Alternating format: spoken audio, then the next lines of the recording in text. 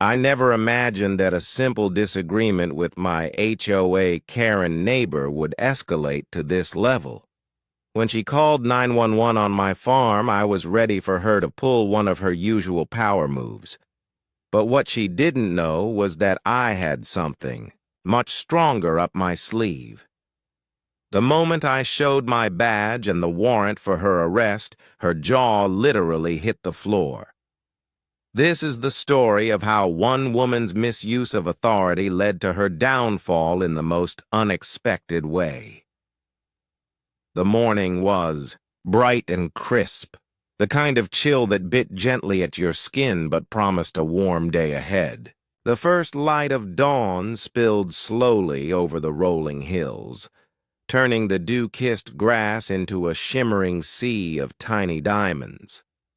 A soft breeze stirred the golden leaves hanging from the ancient oak trees surrounding the farmhouse, carrying the faint scent of earth and wood smoke.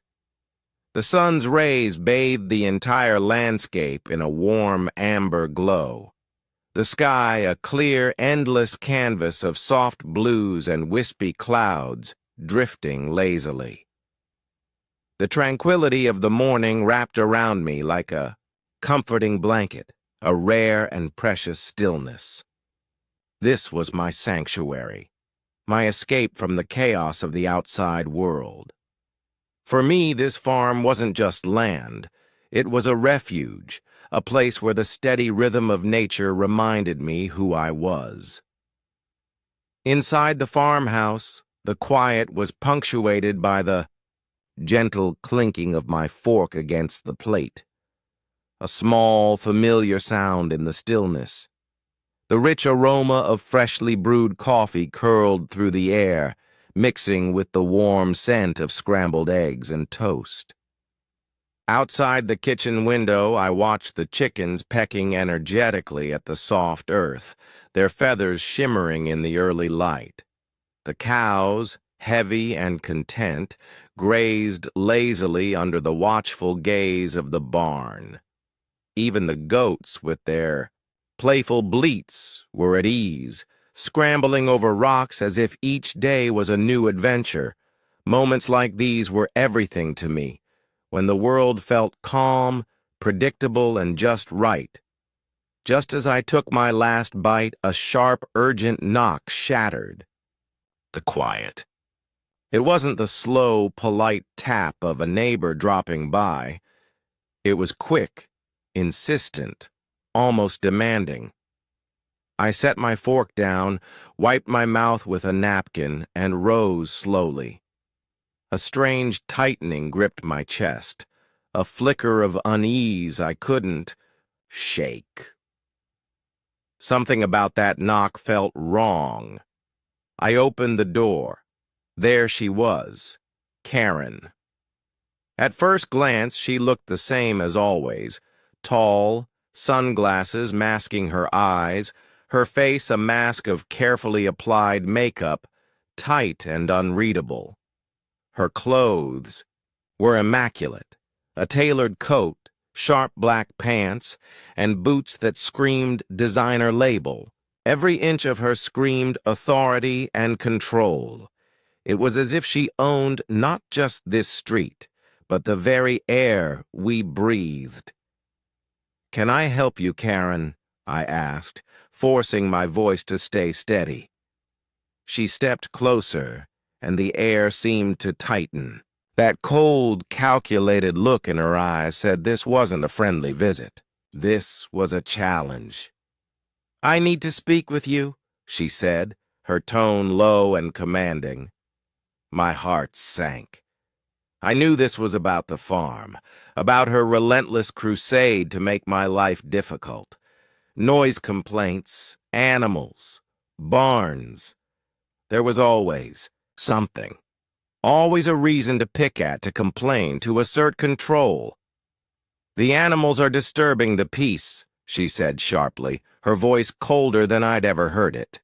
"They're too loud. I'm filing a formal complaint with the HOA. You're violating zoning laws. I won't stand for it." I raised an eyebrow. Years of this harassment had taught me to recognize when someone was pushing for a fight. Karen, my farm is well within the regulations. You know that, I said, trying to keep calm. She scoffed, a harsh sound that echoed through the quiet morning. You've been flaunting the laws for years. Just because you've gotten away with it doesn't mean it's right. Her eyes burned with self-righteous anger, convinced she was the judge of what was just. Then she dropped the bomb. I've already called 911, she said, each word like a hammer striking down hope. The shock hit me like a punch to the gut. I hadn't imagined she'd go this far. Calling the police over a farm's daily routine? It was absurd. But there was no going back. Minutes later, the wail of sirens pierced the calm. The flashing red and blue lights painted the fields in an eerie glow. My heart hammered in my chest as I stepped outside, the cool air suddenly sharp against my skin. 2 squad cars rolled up the gravel driveway, their engines humming low but ominous. The officers approached with measured steps.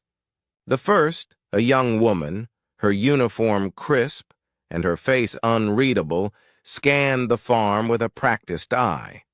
Her gaze was sharp, questioning. She wasn't here for pleasantries. "Are you the owner of this property?" she asked, her voice steady, but laced with skepticism. I nodded, swallowing the anger and frustration bubbling beneath my skin. "We received a noise complaint," she continued, barely glancing at me. "Violations of zoning laws, disturbance of the peace."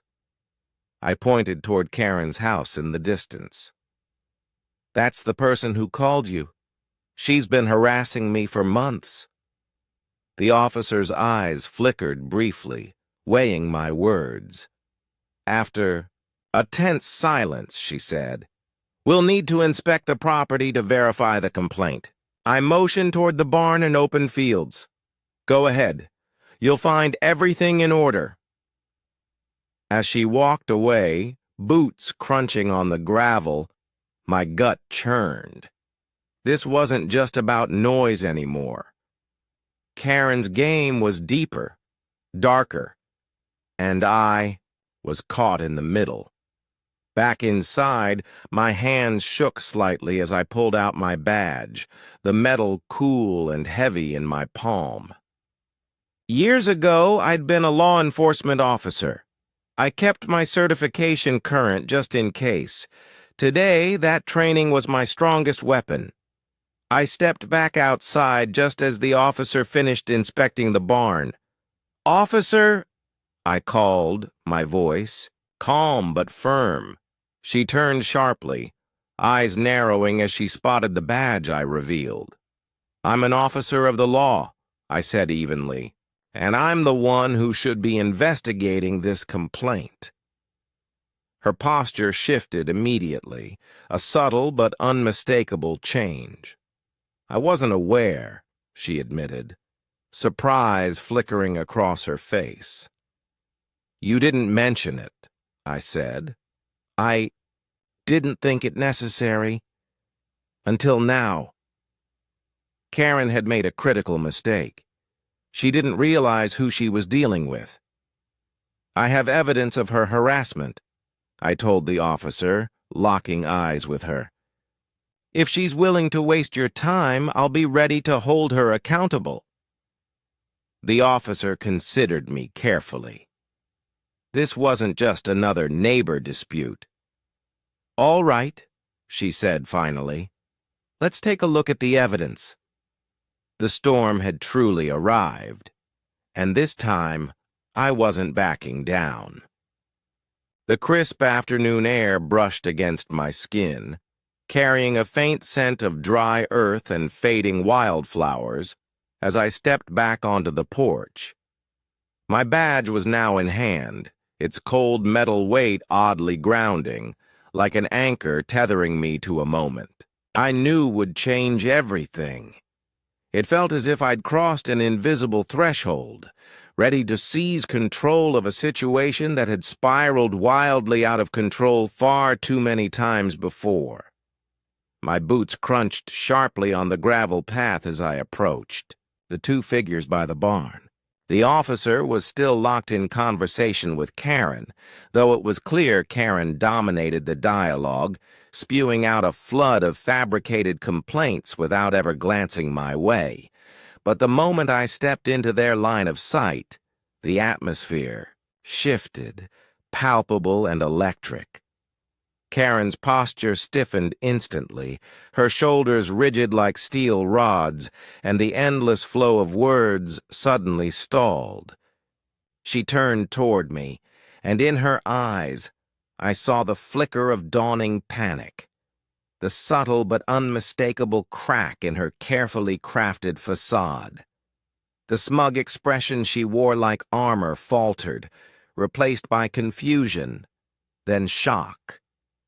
She hadn't expected this. I stopped a few paces away, feeling the cool breeze tug at my jacket, the badge catching the light like a silent challenge.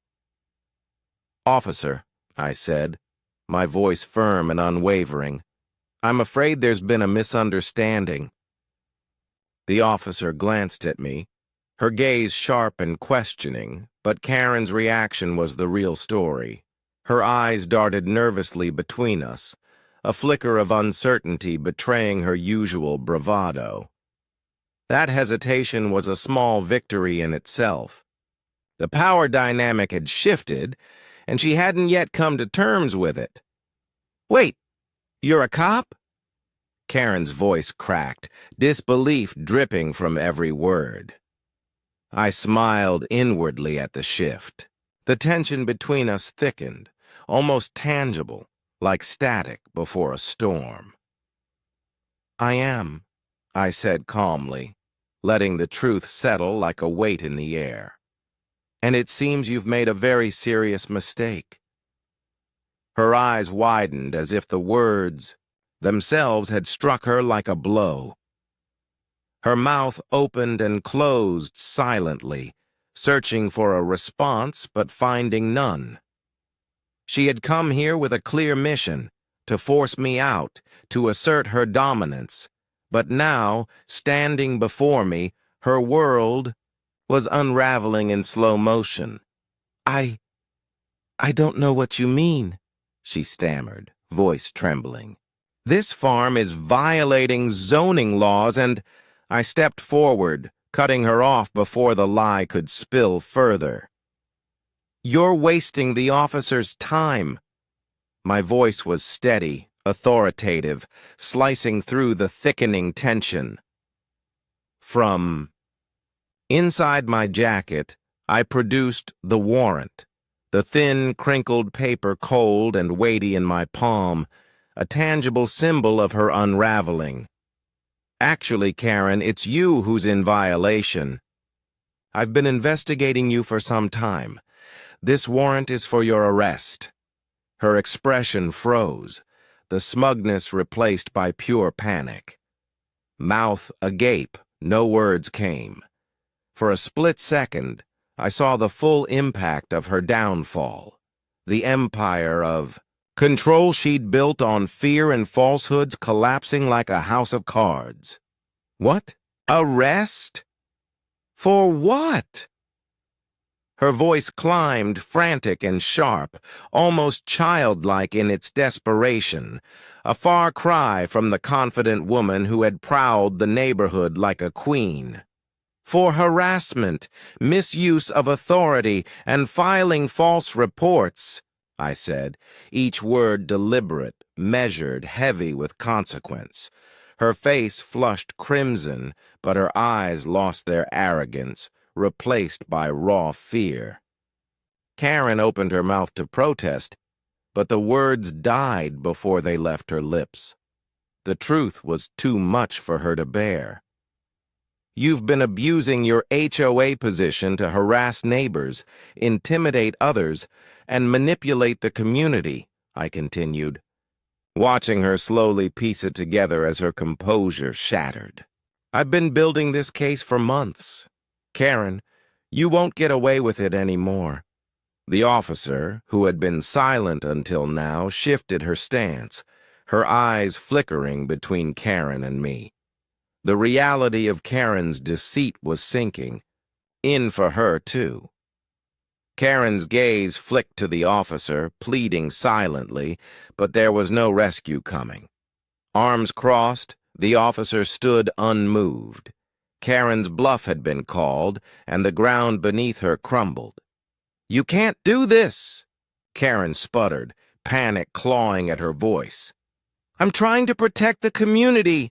Her hands trembled violently at her sides, a fragile mask cracking under the weight of reality. I shook my head slowly. "No, Karen. You're trying to control the community for your own gain. Now you'll be held accountable." The officer stepped forward, voice firm and unyielding. "Karen, you're under arrest." The words hit Karen like a physical blow. Her entire body stiffened, the last flickers of defiance draining away, her face twisted, disbelief mixed with rage, but she was trapped. The woman who had wielded power like a weapon was now powerless, cuffed and vulnerable. The handcuffs clicked tightly around her wrists. She didn't resist, but the fury burning in her eyes was a storm contained, wild and unyielding even as she was led away. I watched silently as the officer guided Karen toward the squad car. Her steps were heavy, reluctant. The first time, in months, she wasn't in control. The flashing red and blue lights painted the farm in urgent, fleeting color, a stark contrast to the peaceful evening settling around me. The storm had passed. The air smelled sweeter, fresher, the soft rustle of leaves, the distant lowing of cows, the contented clucking of chickens. The farm was quiet again, calm after the chaos. I inhaled deeply, the tension finally releasing from my chest.